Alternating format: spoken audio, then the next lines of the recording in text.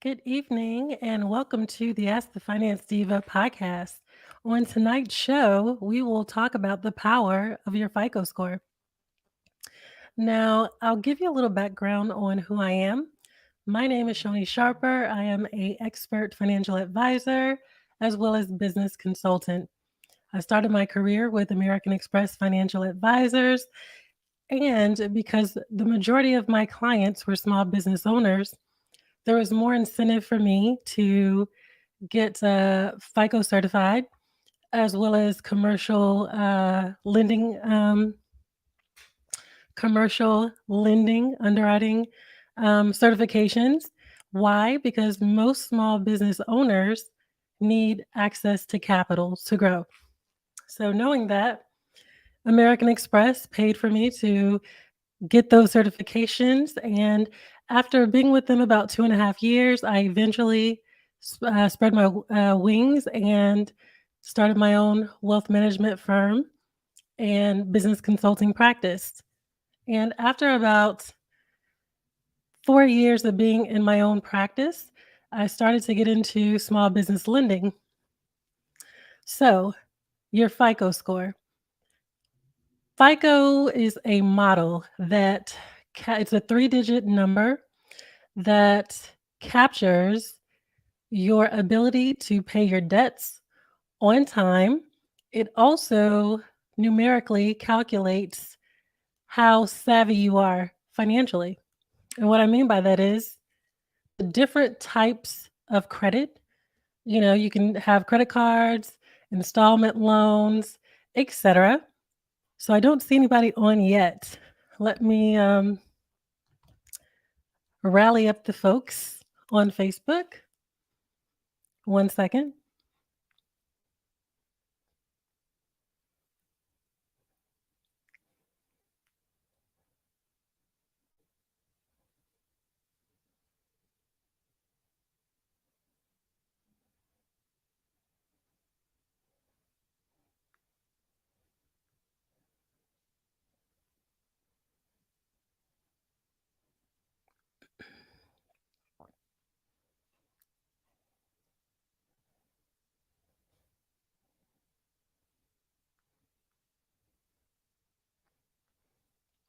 One minute. I'm just sending the link to my group on Facebook so they can hop on in and join us live.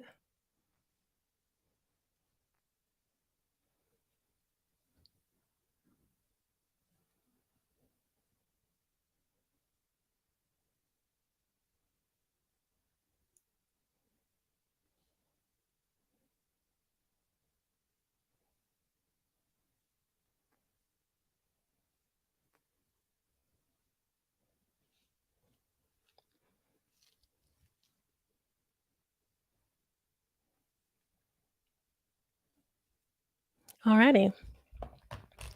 So, as I was saying, your FICO score is how lenders can tell if you can handle debt.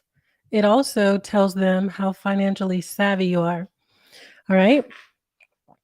So, one of the first things that lenders are going to look at when they pull your credit report, they're going to look at the age, the type of credit, meaning if you have a mortgage, those who have a mortgage are more stable than those who are renting.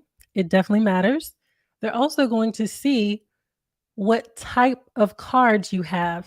For instance, just because you have credit cards, there's a major difference between store credit cards and bank credit cards.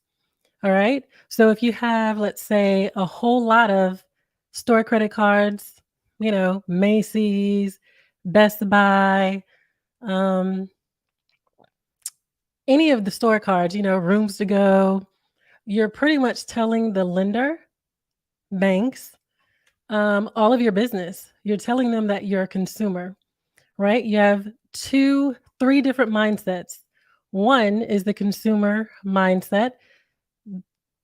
If you have a consumer mindset, you are a person who spends, and your credit report will reflect that.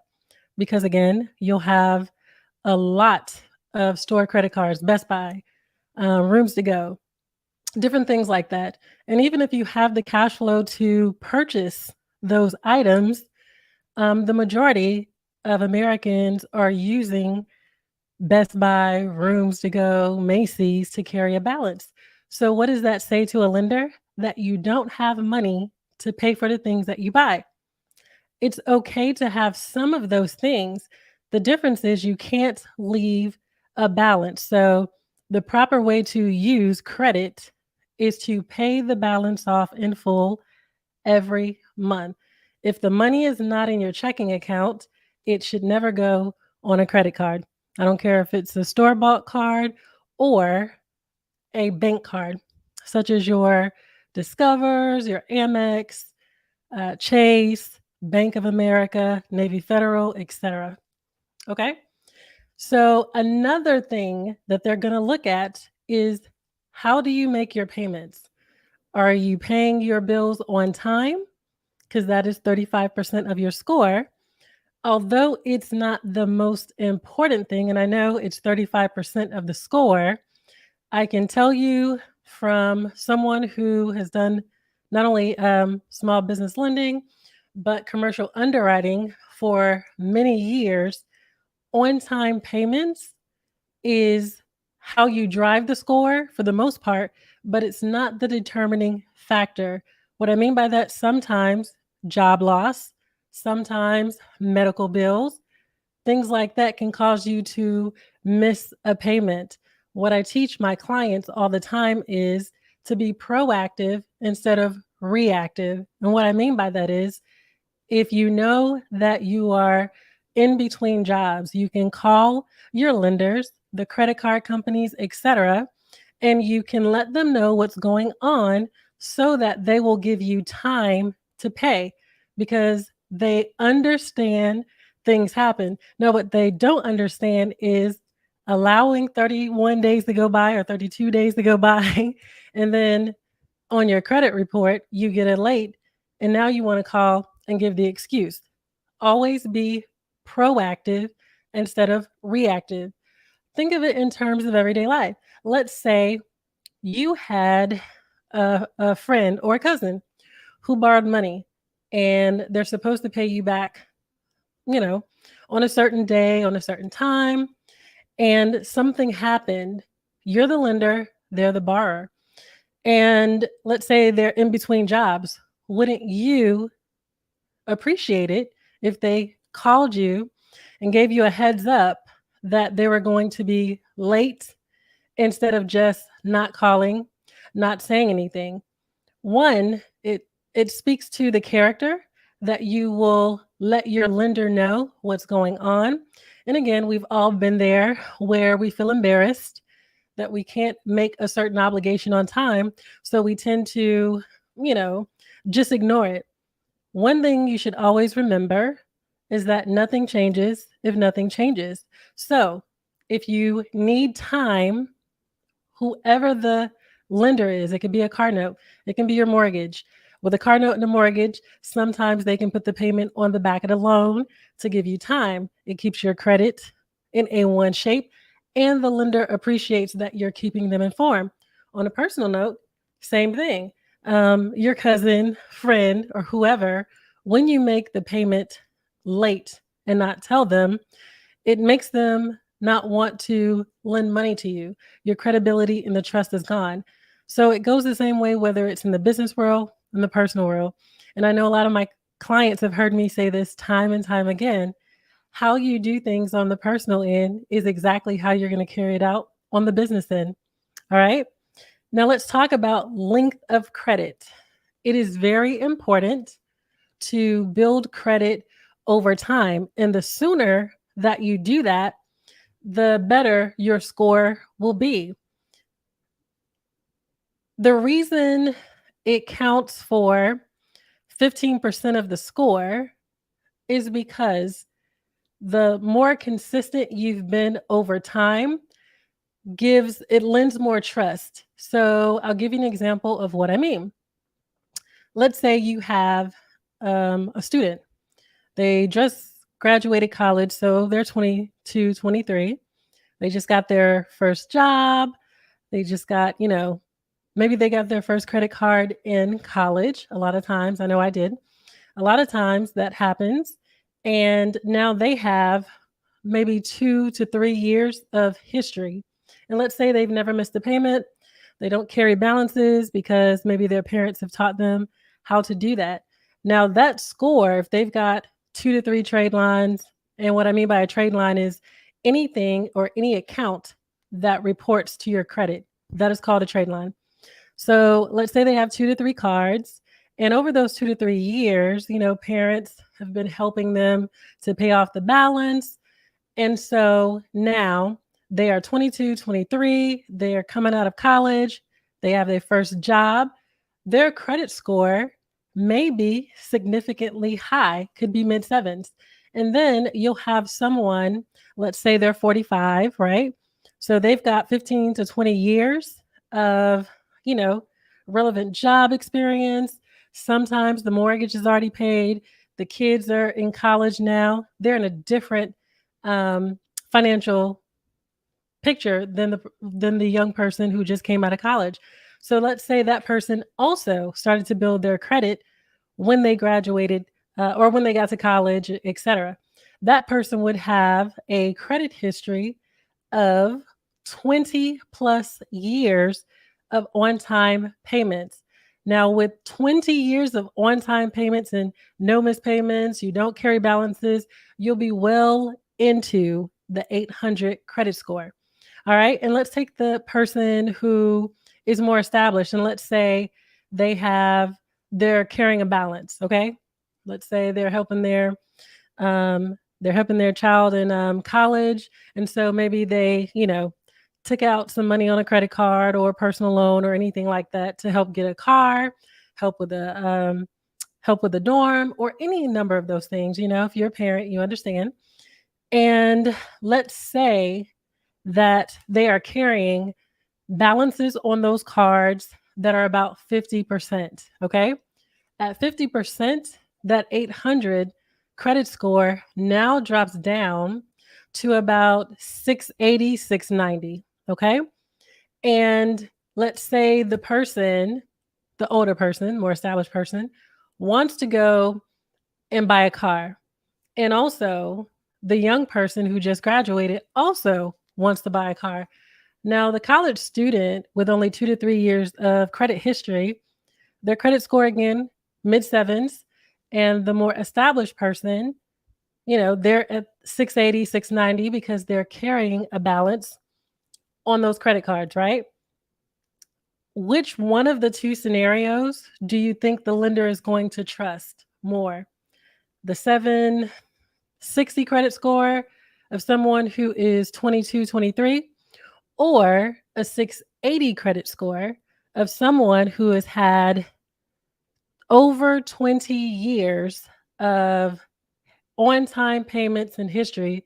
And the reason the score went from in the 800s down to 680, 690 is because they're carrying a balance on their credit card. I can tell you the lender is going to choose the person who has the established credit. And I know everything is bought and sold on the notion of a credit score. However, credit score really doesn't matter because everything on the credit report is what's going to matter. The easiest way I can break this down for you so you can kind of understand what I'm saying is every one of us has gone to school, kindergarten or elementary school, all the way up to high school. And even if you didn't graduate high school when you went a few years, by then you have the experience of a progress report and a report card. And what does a report card tell you? A report card tells you how well you have mastered certain subjects, okay? Master the subjects. So math, science, English, music, PE, etc. If you get an A in those courses, it means you have mastered that subject and you're above everyone else. If you get a B, it means you're very good in that subject, right? If you get a C, you are average, okay? Average is just, okay, you understand the concept of math or English or whatever class you took, but you really aren't an expert in it. You haven't mastered it. And it also means you're not very good in it. You're just good or average, okay? And if you get a D, you're below average. And I don't know why. Side note, I don't know why there's no E. Um, you know, in the letter grades that go straight from D to F. I don't know. I've asked my teachers that for years. Nobody has been able to tell me why we go from D to F.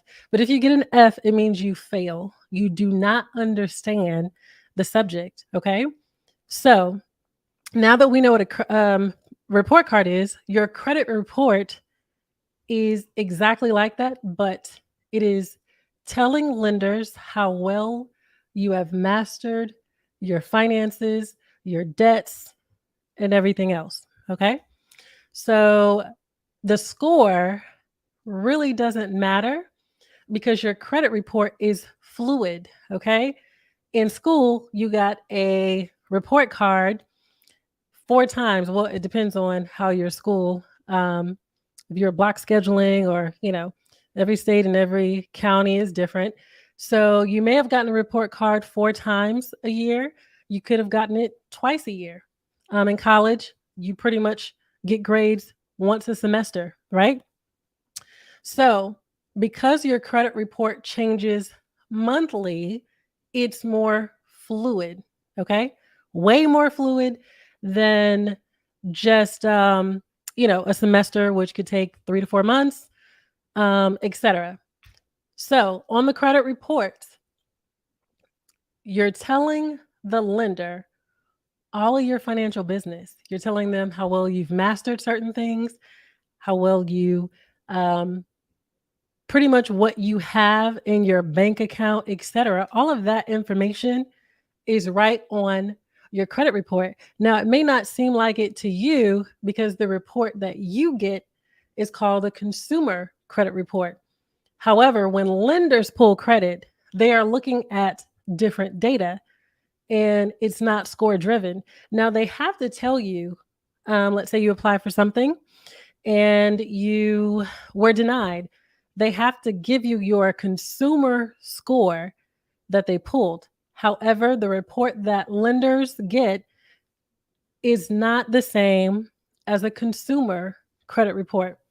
It's a underwriting and lending credit report. It tells way more details than just the different things that shows up on your consumer report. That's why I said the score really doesn't matter. What really matters is the information that is on your credit report. So, who lends, who does business with you matters, not who you do business with, but who does business with you. And what I mean by that is there's a difference than being able to get a credit card from Merrick Bank, First Premier, or any of those secondary lenders. Those lenders are there not to help you build credit or any of that because yes, it will report. Yes, it will help drive the score. However, they're not a primary lender. They're not. They're not a primary lender and they are a secondary lender. And so when you have those um, trade lines or credit cards reporting on your credit report, what you're telling banks and every other lender is that you are not credit worthy to do business with a bank or your major lenders like American Express, Discover, etc. So be careful what you apply for. Um, I would say over the past 4 to 5 years, a lot of what I'm seeing is, especially from Experian, again, they're taking your money because they're selling you on driving the score. And again, the score really doesn't matter. What matters is the types of things reporting. More importantly, who lent you credit. So I've clients send me things all the time, Instagram, YouTube, etc. And it's funny I'm on YouTube, but they send me these things all the time because they know what I've taught them, and they always ask me, "What do I think about this? What do I think about that?" And reporting your rent or utility bills to your credit report does nothing for you. For one, it's not debt; it's an obligation. For two, it's not credit. So, this is a great time for me to break down what is credit. Credit is and will always be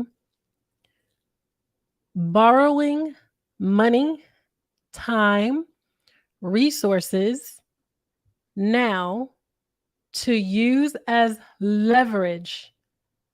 Leverage simply means I am using money, time, resources, employees, oil, whatever, to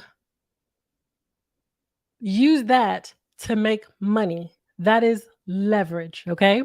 So if you're getting credit cards and you're not using them to as leverage, you're using them as debt.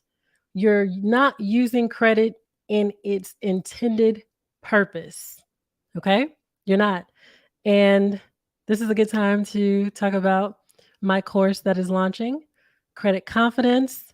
That course will be launching in the next few days. I promise it is the most comprehensive course on credit anywhere. There's no books written that will break it down like I have. And I've been teaching for almost 20 years. It's 2023. So June will be 20 years that I have been successfully teaching my wealth management clients, my financial planning clients, my business consulting clients how to build their credit portfolio and access capital. Okay. They've been using credit for almost 20 years because I've been teaching it for that long. If you saw my Facebook post earlier, I posted some receipts. I have older receipts about me teaching in the Winter Park Library. That's how good I was in teaching credit back in the day. Winter Park, if you don't know where Winter Park, Florida is, Winter Park, Florida is one of the richest zip codes in all of Florida. And the librarian there heard me teaching on credit for a home buyer seminar and other things like that. And she pulled me aside and she said, I would love for you to come and I'm going to market this because I don't even know about this credit stuff, but just overhearing a little bit of what you were teaching, I think it's going to be amazing course. I think it's going to be amazing workshop. So for about 5-6 months, every other week, I would go and I would say the first few times, you have about 5 to 10 people, but after about 3 workshops, the word got out and yeah, I packed the house. Packed the house so much so the last 2 months, I started to come every week to do that seminar. But anyway, let's get back into the power of your FICO, right? So, who lends credit to you matters. It does. It really does.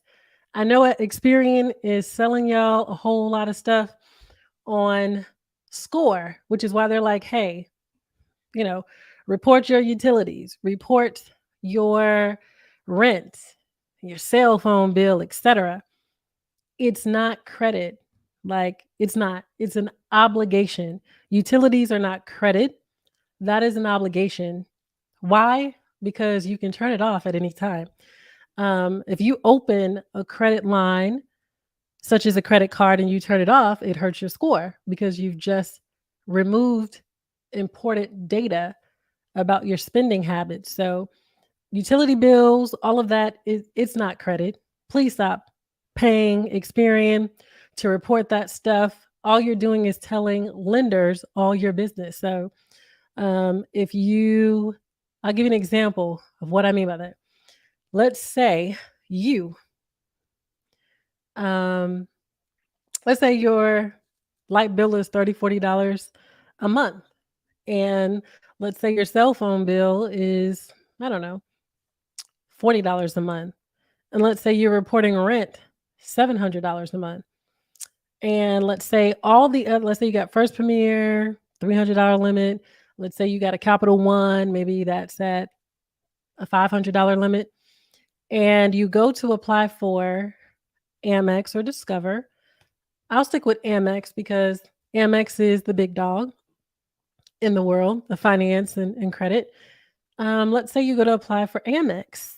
Well, Amex, when they pull your credit report, one, they're going to see First Premier. They're also going to see that you are only paying $30 for a light bill, and you're also only paying $40 for a cell phone bill. And let's say your rent is $700, but on that application, you reported that you're making $150,000 a year. Absolutely not. Doesn't make sense. You just lied, and the algorithm or automatic underwriting is going to deny your credit card application. You can have an 800 score and it doesn't matter because you've told all your business on your credit report by reporting that rent of 700. I can tell you if you made $150,000, you'd have a mortgage. You'd have credit card limits and other things that reflect that, right? You would. Your credit report literally tells everything. There are times where you can call them and have a reconsideration, but a lot of times now, I know a lot of my clients I'm getting this text and email, hey, Discover just asked me to do this, or hey, they asked me to fill out this IRS form, etc. And why are they doing that now? They're doing it now because there are so many people out here on YouTube, Instagram, etc., that are giving false information about credit, and they are putting banks and lenders at risk because a lot of people are trying to game the system to get access to capital with the intent of never paying it back. So thanks to all those on YouTube and Instagram, Facebook, and all the other social media platforms like TikTok, etc., who are putting all of the wrong information out because all they've done is allowed banks and lenders to use that information and strengthen the process, right? Credit cards used to be stated. And for the most part, if your credit report lines up with what you've put on the application, then they won't ask you to verify certain things like, hey, we need to see your tax form. I think it's 4568T. I don't know what that form is. I just know a lot of my clients are getting it. And I'm like, absolutely.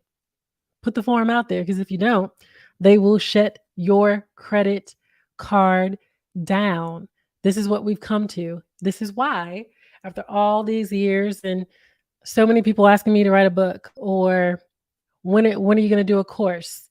Instead of just continuing to do the private webinars and seminars and other speaking engagements and, the referrals that I get, instead of just working with that, it is the right time. It's 2023 and the good people need to know how to maximize their credit.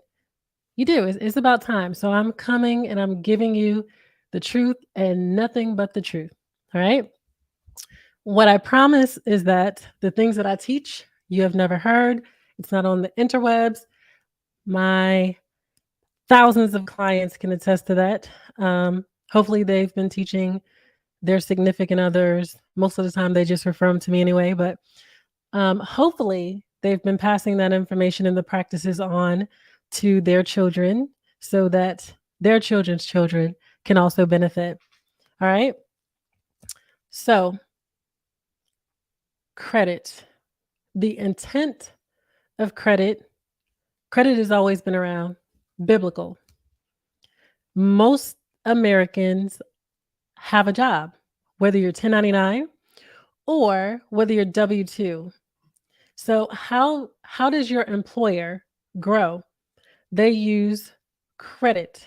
And what I mean by that is they use your expertise, your knowledge to be able to do the work to make them money. So credit, that is a form of credit. But one of the first forms of credit goes back to biblical times, okay? Back in biblical times, and I don't want to get churchy or anything like that. For a lot of people, I just want to give some perspective of how old credit is. There is a story that I teach in a lot of my webinars and seminars about it's called the parable of the talents. Some people have said the parable of the tens, but it's the parable of the talents. And in that story, there is a business owner who has 3 servants. He is going away to a conference, and I'm generalizing and making the story relevant to today's time. And I've told it in many different forms using today's examples. Tonight, the business owner goes away to a conference and he leaves 3 of his workers to carry out his assets. So the first, he leaves 5, let's just say 500, right? He leaves $500. The second employee, he gives $300. And the last employee, he gives $100, right? So he's off at the conference doing his thing. And when he comes back, he's all excited to see what his employees have done with the money that he's trusted to them. And the first one who had the 5, what did he do? He doubled it. So he turned that 500 into 1,000. And the second employee that got $300 turned that into 600. And the one employee that had $100, he didn't invest, he didn't do anything with it. What that employee decided to do was just put the money in the bank. Put it in the bank, put it in the savings account. I'm gonna just keep it so when my boss gets back, I can just give him this money back, right? I'm not gonna lose it. I'm not gonna do anything with it. I'm gonna, just put it in the bank, safeguard it. So the one who turned the 500 into 1,000 was told he was a good servant. Also, the one employee who doubled the 3, turned $300 into 6, also very good. But the employee who hid the money, the Bible says it was hidden in the ground. But in today's term, that's simply putting it into a bank account, right? Because it's doing nothing. In fact, the bank is the worst place you can put your money because the bank is also using credit. They're using your money that you put in deposits to go as leverage to go borrow money from the Federal Reserve. I told you credit has always been around, always. So pretty much the employer cussed out the one who did nothing with the money because I gave you this money to go make me money and all you did was let somebody else use it. So, he got a little cussed out. If you read it, he didn't say it in those terms, but if you read between the lines, he got a good throat lashing. Okay. That's what had happened. And he snatched the money from the one who put it in the ground or put it in the bank. And he gave it to the person who had the 500 and turned it into 1,000. And then he also said, you know what? Let's just say the second employee name was, let's just say Tom. He said, Tom, I'm gonna need that 300. I'm gonna need that 300. No, actually, I'm gonna need that 600, right? Because he took 3 and he made it 6. I'm gonna need that 600. And he gave it to, let's say the first employee's name was Michael, all right, Tommy, give me the 600. And he gave it to Michael. Why? Because Michael took the money and he doubled it. And even though Tommy did the same thing, uh Michael really knew what to do. Okay. So he entrusted that to Michael. Lenders do the same thing. If you have credit, anytime we're on the precipice of a recession, you'll see lenders, banks, what they'll do is they may drop your limit. So let's say you had a $10,000 limit on a credit card. They like, listen, you ain't even using it. You're not making us money. um, we gonna just drop this down to 2,500 because we ain't gonna take it to zero. Like they ain't gonna do like in the biblical days where the business owner just snatched that 100, away, take it all away. They may not want to lose the relationship, so they'll take your $10,000 limit down to 2,500. And yeah, it may make you mad, but it is what it is. They're giving you the line to make money. If you're not using it as leverage, then you don't need it. A lot of times they'll just simply close out the account because you're not making them money. And I know some of y'all are like, okay, you just said earlier that you're not supposed to leave a balance, and that is true, but you are supposed to swipe. And if you are maxed out on a card, you can't swipe. Okay. You can't swipe. In order to really get into why that is, you have to tune in um, next week. I'll break that down. I'll break that down next week of why you don't leave a balance on your card, but why you also are supposed to swipe. I'm giving you a little example because credit is supposed to be used as leverage. And if you're not leveraging anything, they need to take it away from you and give it to someone who's going to make them money. Okay? I'm looking at the clock. It is, oh Lord, it's 7:43. My youngest daughter's birthday is today. So I'm gonna wrap this up soon because yeah, it's her 14th birthday. My baby girl is 14. Y'all could say happy birthday, Sydney. Happy birthday, baby, if you're watching. Probably not, but you know, I might tell you to go and look at a certain portion so you can see that your mother shouted you out. But anyway, alrighty. So, how to the power of your FICO. We've already talked about what credit is.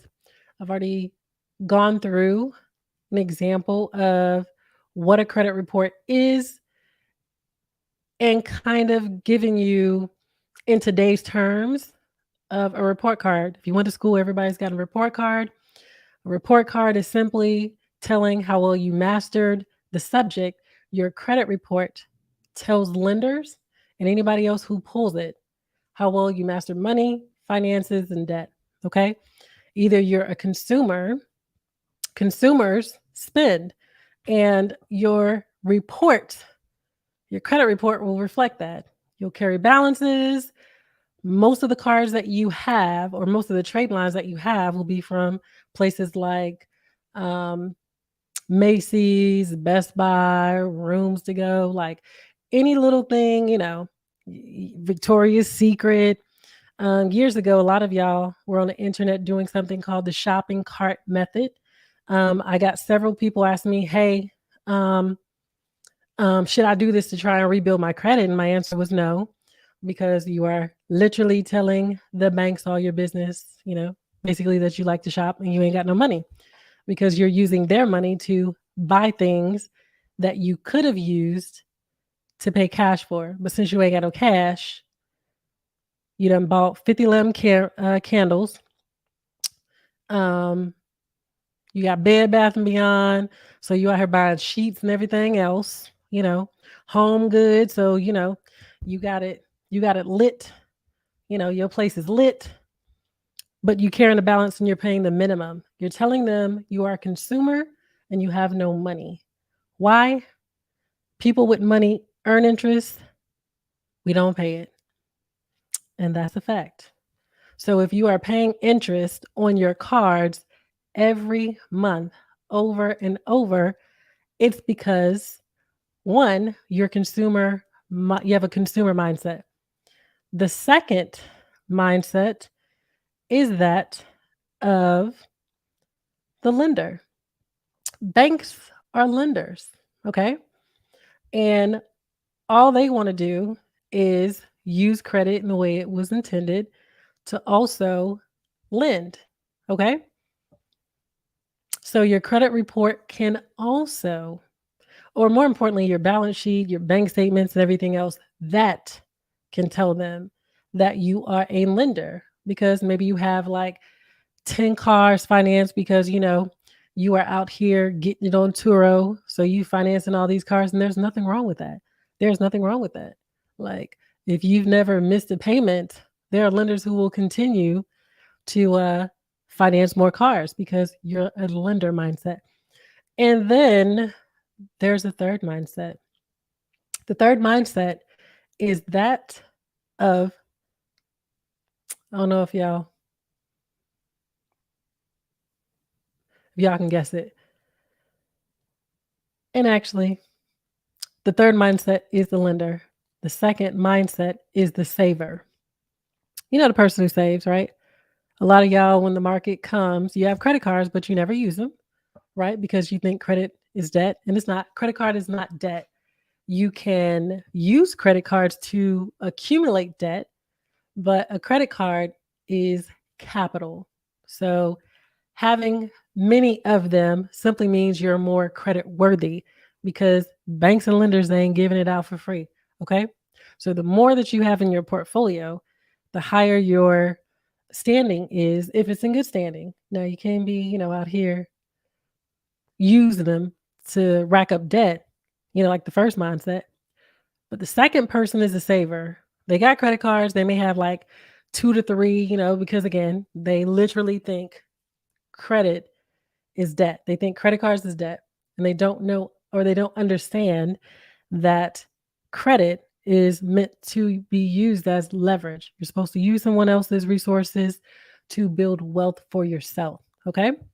That's the purpose of credit. I can't overstate that enough.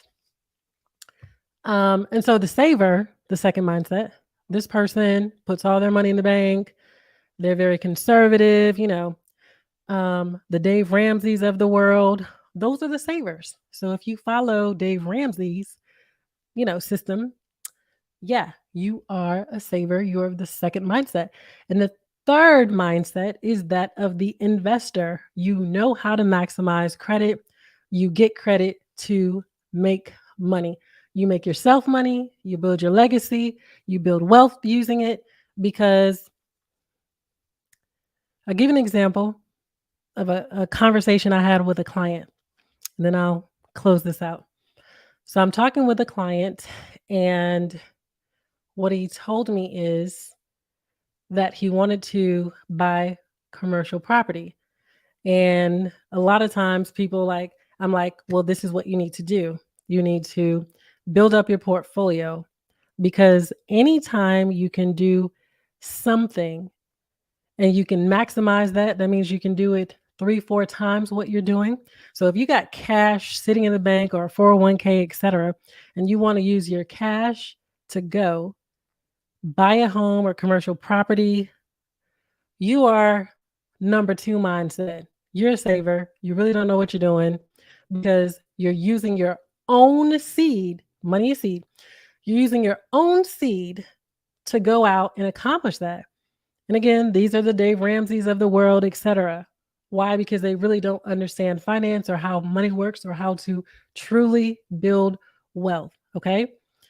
Credit is leverage. So if you have $1 million sitting in the bank, yes, you could write a check, go buy a building, etc., and that will bring you in some passive income as you rent it out. However, you could use that million in the bank and you can go and get secure $5 million in lines of credit or etc. from several lenders. and you can go and buy 3 to 4 buildings instead of the one. That is the investor mindset. You won't be able to multiply. Remember the story in the Bible, the parable of the talents. The one who was given 5 flipped it to 1,000. Right? You want to be that person. You want to be Michael. In the example, we named him Michael. You want to be Michael, okay? Why? Because Michael is going to exponentially build wealth because he used what he had as leverage to go and access more capital so that not only could he buy the one building, he could buy 3 or 4 more buildings. So you could be the consumer mindset, spend everything you have, never be in position to access capital. You can be the saver, the second mindset, the Dave Ramseys of the world who think that don't understand credit. So they tell you never to have it. Debt is bad. I'm going to tell you every single last one of the Fortune 1000 uses debt to build their wealth. The example I gave you is exactly how they do it. Yes, we have capital. Yes, we have money. However, we need to invest our money and then use that as collateral because it's an asset. We put it in assets. And then we use that as assets to go and borrow much more, 5 to 10 times what we have. And that way we can exponentially build wealth faster for generations to come. Okay. I hope you guys were able to follow the examples. I'm going to use this last few seconds to plug my course. Leave me a comment in the bottom. Leave me a comment below so we can connect. If you'd like more information on my course launching in a few days, it's called Credit Confidence, a comprehensive guide to financial freedom, to achieving financial freedom through personal credit mastery. All right. Stay tuned next week. We will follow up tonight's discussion with a little bit more. We're going to put a little more sauce on it, a little more seasoning, a little more flavor. Okay. All right. Thanks so much for watching.